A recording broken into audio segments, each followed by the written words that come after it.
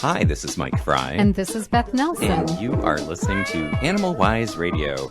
Every week, Animal Wise is produced by Animal Ark, Minnesota's largest no-kill animal shelter.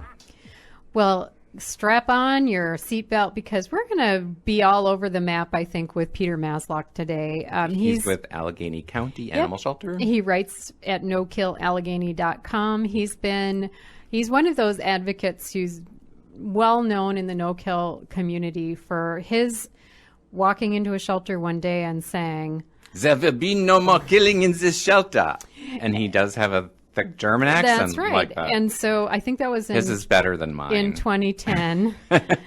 And he's been a part of this big transformation in this community in Maryland. And Correct. we're going to talk about that. We're going to talk about a news story that just came out that feels kind of like a punch in the gut, and we're going to try and weave together a story of community and transformation and things like that. But in the midst of the story that makes us feel like we got punched in the gut, we're going to find out what makes Peter Masloch pretty amazing. And he's been working like a dog out there in Maryland for years, created, I think, the first no-kill community out there that I'm aware of, and has been doing amazing work. But before we get into talking about that, you've had a bit of a challenge recently, Peter, and I just, don't want to skip over it. I would just like to kind of start there. First, welcome to Animal Wise Radio, and I wonder if you could tell the story that hit the news recently out in your neck of the woods. Yeah, hello, Beth. Hello, Mike, and thank you for having me. Yeah, we just had this week a terrible story happen. We were called out to a house, and we found in that house 9 dead dogs and 3 dogs still alive. I'm not going out with animal control on calls, but it happened that I went out because the ACO called for backup, so we all went out. While we were carrying out the dead dogs to the truck, we were approached by neighbors, and they told us that they called animal control several times about these dogs, and nobody showed up, from animal control. So that broke my heart right there. I was devastated and terrified. Well, Peter, so to be clear, these dogs, as I understand the story, were left abandoned in the home after the owners of the house moved away. Yeah, I come back to that in a moment. The story doesn't end there. We went back to the shelter, and then we looked through our phone logs, and we found out that people called. Between beginning of July and beginning of August, they called 6 or 7 times asking for assistance. So for some reason, the calls didn't get forwarded to the ACO. Usually when you call the shelter, the informations are being entered in a phone log, and then that phone log is sent to the ACO's cell phone. You just have to push 2 buttons and it is done. But that did not happen. So the story then, well, I have to say that with the phone log, the ACO is also supposed to look at that phone log every day to make sure all calls are answered, and that didn't happen either. So it is a failure of the system, a total failure, and it is a tragedy. The second part of the tragedy is that the homeowner actually came back to the house once a week. He cut the grass, he worked in the garage, he did things in the house, and he never fed and watered the dogs. So we know he was inside the house because of things we found inside the house, and neighbors told us that he was there once or twice a week. So it is a tragedy all around. Wow. Oh, yeah. I mean, and the thing is, Thank you for, just your Yeah. really candid, articulation of the story. The things that, the thing that struck me about it when I saw it, and I'll be really honest, I saw the story first because you posted it and told the story on your Facebook page. And I was struck first, of course, by what a sad story it is that these dogs lost their lives in this abandoned home. And wow, what a problem this homeowner must have, in his brain to do something like that.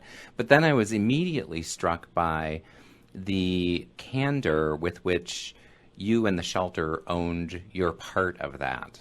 And I've had this theory and this philosophy most of my life that says, there's no such thing as a perfect organization. There's no such thing as a perfect person. Stuff happens, bad things happen. What to me differentiates the stellar organizations from everyone else are what they do when those bad things happen.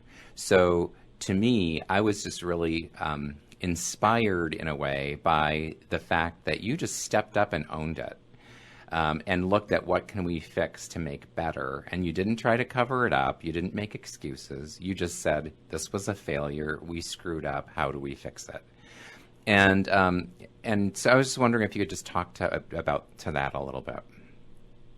Yeah, I think it was important to me. I mean, everybody who knows me knows that I'm very protective over the shelter. I put my heart in it, and I took that very, very personal. This failure, this failure of the system, and the death of the dogs. It was very, very personal for me, and I was heartbroken. I was devastated, and I have to tell you, on Friday, I was thinking about to quit and to walk away from everything. I had reached that point. I was that heartbroken. Because I see the shelter as my shelter somehow. I worked so hard to bring that shelter to where it is now, and then this happened. I was, and not only me, my shelter director, he was devastated. Everybody who worked here, it was terrible for us when we found that out. What happened that our system failed. It was terrible. And we are now working on to redo our whole system, how animal control works. Probably what will happen is that we will separate animal control totally from the shelter. They will get their own phone system. They will get their own administrative assistant who will take the calls and dispatch animal control officers. So, and that is what we are trying to do. We are trying to make it better so that it doesn't happen again. Well, we cannot have that again. We cannot. Well, that's a great place for us to take a break. When we come back, we'll continue the conversation with Peter Masloch, and we're going to talk about some happier news from that county as well. We'll be back after this. You're a good dog. Can't get enough Animal Wise Radio? Get all the archived programs at the website, animalwiseradio.com. You are listening to Animal Wise Radio.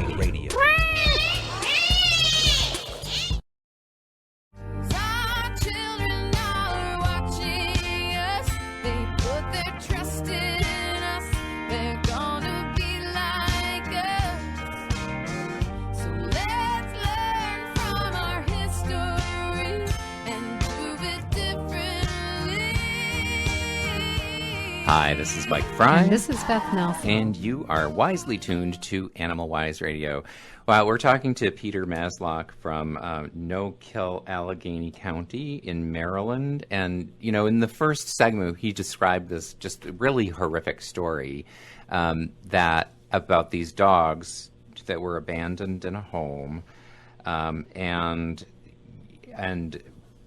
that because of a failure in the system, the shelter didn't report phone calls to animal control. Animal control didn't respond, and dogs died in the home after being abandoned there by their owners. Right, and he pointed out it was a 2-point failure, which is, I'm sure it was troubling as you started. It was a totally troubling scenario, but then troubling when you found that there were 2 points of failure. One, which you described, Peter, as the phone call wasn't transferred, or the log wasn't directly transferred as it was supposed to be. But then secondly, there was an oversight from Animal Control where they didn't review the day's logs, which was supposed to be part of their daily practice. But so we told that story. I will say this, Peter, when I had a lot of respect for you for a really, really long time.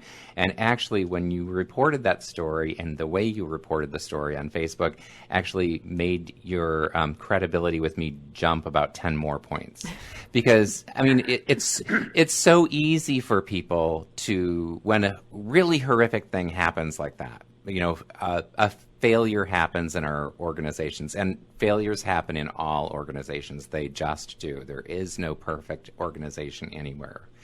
And so it's easy to go, oh my gosh, we screwed up, and become defensive. It's really easy to try to gloss over it, or to look at the things that were the owner was responsible because they abandoned the dogs. There's all these things that could have been a normal response from most people, but you didn't do any of that. You just owned it. And I think that is what separates regular organizations from exceptional organizations. So I'm just going to put that out there. I think so too. I think it was important to come forward with that, to be honest, and just say what happened, And in the aftermath, Friday afternoon, one ACO resigned from his job and left us. Well, that says a lot.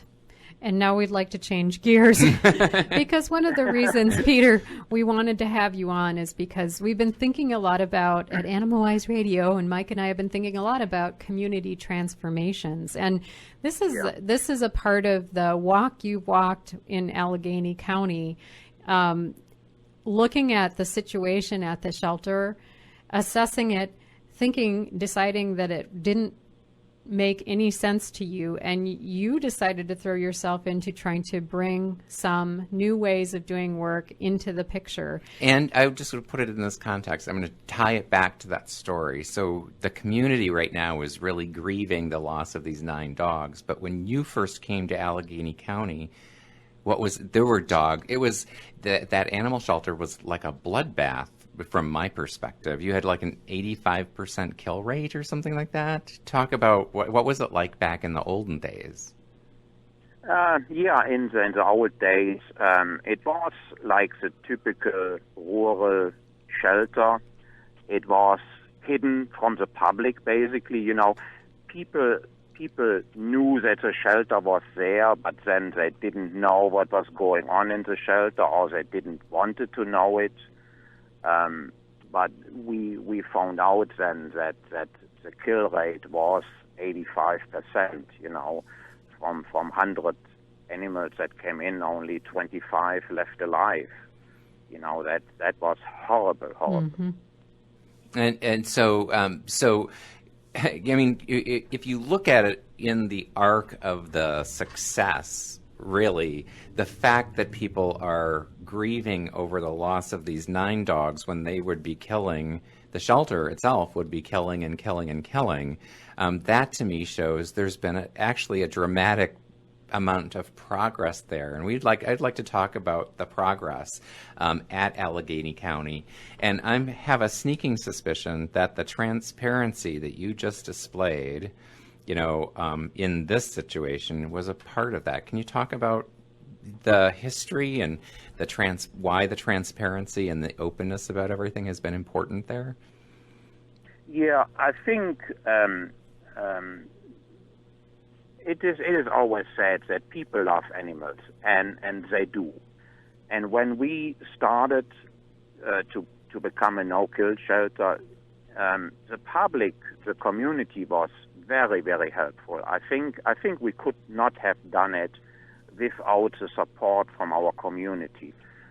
so helpful with donations and volunteering and everything. And just to close that loop again, just yesterday and today, we actually had more volunteers here in the shelter wanting to help than usually for some reason. I think I understand why, Yep. Peter, because, we're so used to so many organizations that when something like that happens, they put up the PR wall and they put up the spin but when people are just, honest and truthful and transparent, I think people appreciate it and they like it. And I don't think, and you can't really fault, everybody makes mistakes. So Peter, along the way, it was a rather dramatic story that we learned at one of the no-kill conferences some years back, where you had walked into the shelter and said, there will be no more killing in this shelter.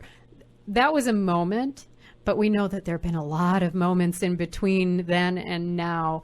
And can you describe for us a little bit what those first months were like as you were trying to enlist volunteers? You've told us already that volunteers started to come to rally, but tell us more about that progression.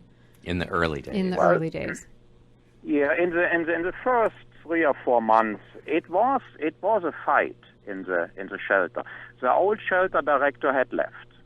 Right, and with that old shelter director, also some of the employees had left. So there were still people from that old system in the shelter, and they didn't like our ideas. So it was a daily fight for the survival of the animals, basically. They really wanted to, especially the cats. They really wanted to kill the cats. They said, we cannot keep the cats here. And then there was that story, as soon a cat will scratch somebody, we have to kill that cat and do a rabies test. So the volunteers then ended up not reporting that they got scratched from the cats, because the volunteers at that time were afraid that the cats then would be killed. It was a daily fight there. And so for the animals. And Peter, so did most of that staff then eventually move on, or was there some kind of changing minds and hearts? What happened after that first several months that started to shift? Over, of course, then we got a new shelter director. That was in April 2011, and over time, then the people that were with that old system all left. So and there's actually nobody left here in the shelter from these people.